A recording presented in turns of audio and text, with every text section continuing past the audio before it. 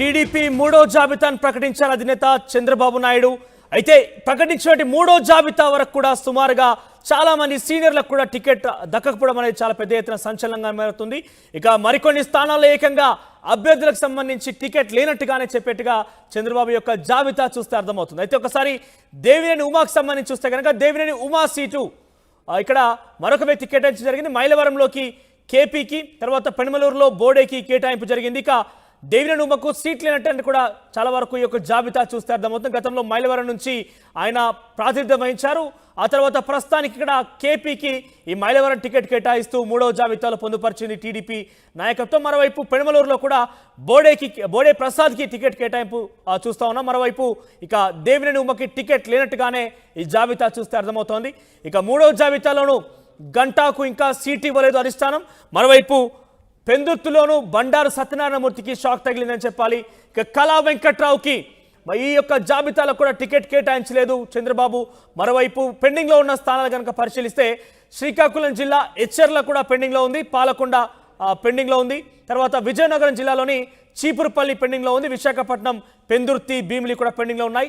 ఇక ప్రకాశం జిల్లాలో దర్శి, కడప జిల్లాలో రాజంపేట, బద్వేల్ పెండింగ్లో ఉన్నాయి. సుమారుగా మరికొన్ని స్థానాలు పెండింగ్లో ఉన్నాయి. ఇక్కడ ప్రకటించినటువంటి ఈ మూడో జాబితాలో 13 ఎంపీ స్థానాలు, 11 ఎమ్మెల్యే బదిలీని ప్రకటించింది. దాంట్లో గంటాకు, దేవినేని ఉమాకి, కళా వెంకట్రావుకి అయితే స్థానం కల్పించలేదు. ఈ జాబితా చూస్తే సుమారుగా దేవినేని ఉమాకి టికెట్ లేదన్నట్టుగానే భావించే రకంగా ఈ జాబితా మనకందరికి అర్థమవుతుంది. ఇక మరోవైపు పెద్ద ఎత్తున సీనియర్లకు టికెట్ కేటాయించకపోవడం అనేది కొంత చర్చనీయాంశం అవుతుంది. మాట్లాడదాం. మనతో పాటుగా మా ప్రతినిధి కృష్ణమోహన్ లైవ్ ద్వారా జాయిన్ అవుతారు. కృష్ణమోహన్, సో టీడీపీకి సంబంధించి పెద్ద ఎత్తున కొంతమంది సీనియర్లకు టికెట్ కేటాయించకపోవడం, ముఖ్యంగా గతంలో మంత్రిగా సైతం పనిచేసినటువంటి సీనియర్ టీడీపీ నాయకుడు ఉన్నటువంటి దేవినేని ఉమకి చాలా స్పష్టంగా ఈ జాబితా ద్వారా అర్థమవుతుంది. మనకి టికెట్ లేనట్టుగానే భావించాలి. సో అప్డేట్స్ ఏంటి, ఎందుకు టికెట్ నిరాకరించబడిందని చెప్పాలి? అంటే బేసిక్గా ఇప్పుడు 144 పొత్తులో భాగంగా తెలుగుదేశానికి 144 స్థానాల నుంచి పోటీ చేస్తుంది. ఇప్పటి వరకు 139 అంటే స్థానాలని ప్రకటించింది. దీంట్లో మిగిలినవి 5.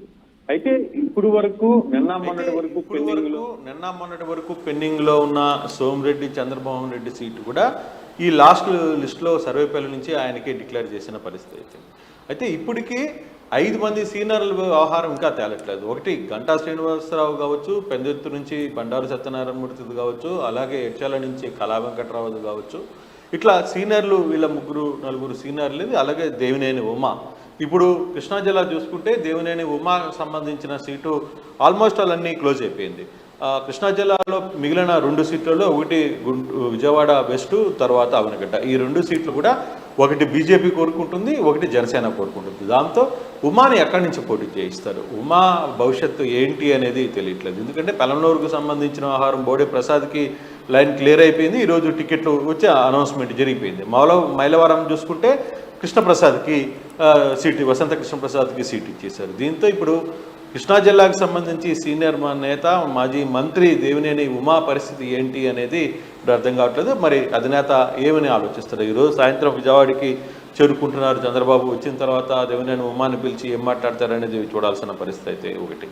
సో ఇప్పుడు గంటా శ్రీనివాసరావు ఆయన భీమిలి అడుగుతున్నారు, కానీ ఆయన చీపురుపల్లి బొమ్మంటున్నారు. కానీ ఇప్పటికీ చీపురుపల్లి సీటు డిక్లేర్ కాలేదు. దీంతో గంటాని ఎక్కడి నుంచి పోటీ చేయించాలి అనే విషయం ఇంకా అర్థం కాని పరిస్థితి. రెండవది పెందుర్తి నుంచి బండారు సత్యనారాయణమూర్తి పరిస్థితి కూడా ఇంకా క్లారిటీ రాలేదు. ఎడ్చాల నుంచి కళా వెంకట్రావు, ఆయన్ని విజయనగరం ఎంపీగా పోతున్నారు. ఆ సీటు బీజేపీ అడుగుతోంది, ఎంపీ సీటు.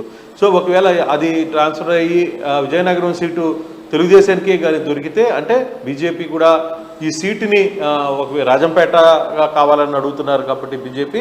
సో రాజంపేట వైపు సీటుకు వెళ్తే అక్కడ విజయనగరం ఖాళీ అయ్యే పరిస్థితి, అది తెలుగుదేశానికి వస్తుంది. సో తెలుగుదేశానికి వస్తే అక్కడ కళా వెంకట్రావుని ఎంపీగా రంగంలోకి దించుతారా, కళా వెంకట్రావు ఎంపీగా పోటీ చేయడానికి సిద్ధపడుతున్నాడా లేదా అనేది చూడాల్సిన పరిస్థితి. అంటే ఇప్పటికీ 3-4 సీట్ల వ్యవహారంలో ఇంకా పంచాయతీ ఉంది. ఇంకా మిగిలింది 5 సీట్ల విషయంలో. ఈ 5 సీట్లలో ఆస్పైరెంట్స్ ఉన్న నేతలు చాలామంది ఎక్కువగా కనపడుతున్నారు. సో వీళ్ళలో ఎలా ఉంటుంది అనేది కూడా చూడాల్సిన పరిస్థితి అయితే. విజయనగరం జిల్లా నేను చెప్పినట్టుగా చీపురుపల్లి, విశాఖపట్నం, పెందుర్తి, భీమిలి, వీటిల్లో విజయనగరం ఇవన్నీ పెండింగ్లో ఉన్నాయి. అలాగే ప్రకాశం జిల్లాలో దర్శి, కడప జిల్లాలో బద్వేలు, రాజంపేట ఆ సీట్లు కూడా ఇంకా ప్రకటించాల్సిన పరిస్థితి అయితే ఉంది. సో శ్రీకాకుళం జిల్లాలో ఎడ్చర్ల, పాల్కొండ. సో ఈ దాదాపుగా ఈ 8 స్థానాలు పెండింగ్లో ఉన్నాయి. ప్రకటించాల్సిన స్థానాలు 5 ఉన్నాయి. అంటే ఇప్పుడు బీజేపీ, జనసేన, టీడీపీ 3 పొత్తులో ఏ స్థానాల్ని కలుపుకునే పరిస్థితి ఉంటుంది మనోజ్, లేకపోతే ఎక్కడ ఎవరిని అకామిడేట్ చేస్తారు? ఒకవేళ బీజేపీ ఇప్పటికే దీనికి సంబంధించిన సీట్లలో కొంత వ్యవహారం ఇచ్చుకుంటే, అంటే సీట్లు కన్ఫర్మ్ అయ్యే పరిస్థితి, రేపు బీజేపీ నేతల మీటింగ్ ఢిల్లీలో జరుగుతుంది, అక్కడ కొంత క్లారిటీ వచ్చే పరిస్థితి. అయితే ఇప్పుడు ఈ 5 స్థానాలకు సంబంధించి వ్యవహారంలో ఈ రోజుకి కానీ రేపటికి కానీ బీజేపీ, తెలుగుదేశం ఎటువంటి అనౌన్స్మెంట్ చేయదు. ఎందుకంటే రేపు మూడో జాబితా ప్రకటించినప్పటికీ పార్టీలో సీనియర్లకి, గతంలో మంత్రి పదవుల్లో పనిచేసిన వారికి అందరికి కూడా చాలా కీలకమైన వ్యక్తులు అని చెప్పాలి. ఇంకా కూడా టికెట్ కేటాయించకపోవడాన్ని ఎట్లా చూడాలి? టికెట్ వేరే చోట ప్రకటించే అవకాశం ఉందా, లేకుంటే పూర్తిగా నిరాకరించబోతున్నారా? అసలు ప్లాన్ ఏంటి? అంటే టీడీపీ కొంత వ్యూహంలో భాగంగా కొన్ని సీట్లని మార్చాలనుకుంది. ఇప్పుడు గంటాని చీపురుపల్లికి పంపిస్తే అక్కడ బొత్స సత్యనారాయణకి చెక్కు పెట్టచ్చు అనేది తెలుగుదేశం అధినేత ఆలోచన. గంట అక్కడికి పోవడానికి కొంత ఇష్టం చూపించట్లేదు. కాకపోతే నిన్న మొన్నటి నుంచి మాత్రం కొంత చీపురుపల్లికి కూడా పోవడానికి అతను సిద్ధమైనట్టుగా ఉంది. బహుశా అది రేపు బీజేపీ సీట్లు ఇవన్నీ పొత్తులో ఖరారైతే అప్పుడు మిగిలిన సీట్లలో ఈ 5 సీట్లని టీడీపీ రిలీజ్ చేసే పరిస్థితి ఉంటుంది. సో ఇవన్నీ కూడా కొంత ఎడ్చల్ల, కళా వెంకట్రావు ఆయన్ని కూడా విజయనగరం ఎంపీగా పొమ్మంటున్నారు. విజయనగరం ఎంపీగా వెళ్తే అక్కడ కొంత సామాజిక వర్గానికి కొంత యాడానం అయ్యే పరిస్థితి ఉంటుంది అనేది అదొక ఈక్వేషను. సో చాలా ఈక్వేషన్స్ ఉన్నాయి. ఆ ఈక్వేషన్స్లో భాగంగానే సీనియర్లని కొందరిని పక్కన పెట్టిన పరిస్థితి అయితే ఉంది. అయితే ఇప్పుడు ఉమా పరిస్థితిని ఒకటి, కృష్ణా జిల్లాలో సీనియరు, కృష్ణా జిల్లాలో కొంత అగ్రెసివ్గా ఉన్న నేత, ఇక్కడ అన్ని పరిస్థితులు తెలిసిన వ్యక్తిని సీటు అకామిడేట్ చేయలేకపోతున్నారు. మైలవరం నుంచి చూసుకుంటే కృష్ణప్రసాద్ వైసీపీ సిట్టింగ్ ఎమ్మెల్యే తెలుగుదేశంలోకి వచ్చారు. దాంతో అతనికి ఆ సీటు కేటాయించాల్సిన పరిస్థితి వచ్చింది. పెనమలూరు అనుకున్నారు, పెనమలూరుని పంపిద్దాం అనుకుంటే పెనమలూరు చూస్తే బోడే ప్రసాద్కి పూర్తిగా అక్కడ బోడే ప్రసాద్ 2 రోజుల పాటు ఆయన చాలా ఆందోళన, కార్యకర్తలు ఆడ ఒప్పుకోలేదు, ఖచ్చితంగా బోడే ప్రసాద్ని నియమించాలనుకుని. సో బోడే ప్రసాద్కి సీటు ఈరోజు అనౌన్స్మెంట్ జరిగింది. అయితే చాలా ఈక్వేషన్స్ ఉన్నాయి మనోజ్ దీంట్లో. అంటే సీనియర్లకి పక్కన నెట్టేయాలి, సీనియర్లని వెనక్కి తోసేయాలని కాదు. కాకపోతే నిన్న మొన్నటి దాకా కూడా సోమిరెడ్డి చంద్రబాబు రెడ్డి రాలేదు, ఈరోజు సోమిరెడ్డిది క్లియర్ అయింది. అంటే ఒక్కొక్క ఈక్వేషన్స్ అక్కడ సామాజిక వర్గంగా లేకపోతే ఫైనాన్షియల్ బర్డన్స్, చాలా ఈక్వేషన్స్లో భాగంగా కొందరిని పక్కన పెట్టాల్సిన పరిస్థితి వచ్చింది. సో ఆ ఈక్వేషన్ని ఎక్కడ అకామిడేట్ చేయాలి? ఇప్పుడు గంటాని అతను కోరుకున్న స్థానం కాదన్నప్పుడు వేరే చీపురుపల్లికి పంపించడమా, లేదు ఇంకో స్థానం నుంచి పోటీ చేయడమా చూస్తున్నారు. అదే కళా వెంకట్రావు గారు ఎడ్చర్లలో కాకుండా ఎంపీగా పంపిస్తే ఎలా ఉంటుందని ఒక ఆలోచన. కొంత ఈక్వేషన్స్ నడుస్తున్నాయి. ఆ ఈక్వేషన్స్లో భాగంగా 1-2 ముందు వెనుక నడిచే పరిస్థితి అయితే ఉంటుంది. అయితే రేపు సాయంత్రానికి ఒక క్లారిటీ వచ్చే పరిస్థితి ఉంది. ఉద్దేశపూర్వకంగా మేము ఎవరిని సీనియర్లని పక్కన పెట్టాలని అనుకోవట్లేదని కూడా చంద్రబాబు నాయుడు ఆఫ్రికాతో మాట్లాడారు. కొన్ని ఈక్వేషన్స్ నడుస్తున్నాయి, కొంత పిలిచి మాట్లాడాల్సిన పరిస్థితులు ఉన్నాయి. కాబట్టి 1 by 1 ఎక్కడ క్లారిటీ వస్తుంటే ఆ సీట్లను ప్రకటిస్తూ వస్తున్నాం.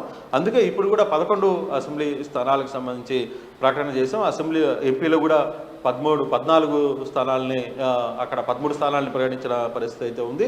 సో ఈ 2 ఈక్వేషన్స్ 1 by 1 ఈక్వేషన్ని క్లియర్ చేసుకొస్తాం. 1-2 రోజుల్లోనే మిగిలిన అన్ని స్థానాలు, అంటే మిగిలిన 5 అక్కడ 4, ఈ 5 అసెంబ్లీ 4 పార్లమెంటు స్థానాలు కూడా క్లారిటీ వస్తే రేపు సాయంత్రానికి ఎల్లుండి ఉదయానికో ఫుల్ క్లారిటీ వస్తుందని తెలుగుదేశం వర్గీయులు అయితే చెప్తున్న పరిస్థితి.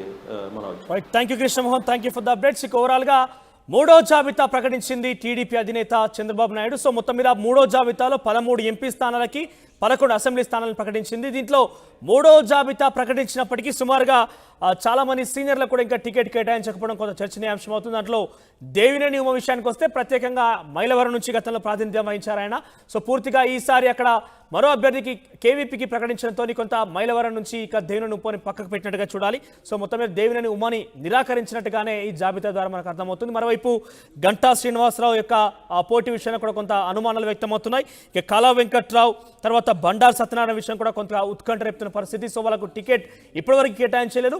సో సీనియర్లు అయినప్పటికీ పార్టీలో క్రియాశీలకంగా పనిచేసినప్పటికీ టికెట్ నిరాకరించడంతో అసలు టీడీపీ వ్యూహం ఏ రకంగా ఉండబోతుంది, దానికి సంబంధించి తుది నిర్ణయం ఎప్పుడు తీసుకునే అవకాశం ఉందంటూ కూడా కొంత ఉత్కంఠ కొనసాగుతుంది. సో ఇప్పటి వరకు కూడా ఈ సీనియర్ నాయకులు ఎందుకు పక్కన పెట్టాల్సి వచ్చిందనే విషయం కూడా కొంత ఆందోళన, కొంత సంబంధించిన అనుమానాలు కూడా వ్యక్తమవుతున్నాయి. చూద్దాం మరి తుది జాబితాకు సంబంధించి ఇప్పటికే అధికార పార్టీకి సంబంధించి వైసీపీ బీజేపీ పూర్తి స్థాయిలో టికెట్ ప్రకటించేసింది. ఇక కూటమిలో భాగంగా జనసేన, బీజేపీ, టీడీపీ దఫల వారీగా ప్రకటించినప్పటికీ ఈ మూడో దఫలో కూడా టీడీపీకి సంబంధించి కొంత సీనియర్ నాయకులకి రాకపోవడం అనేది కొంత చర్చనీయాంశం అవుతుంది. చూద్దాం మరి ఏం జరగబోతుందని.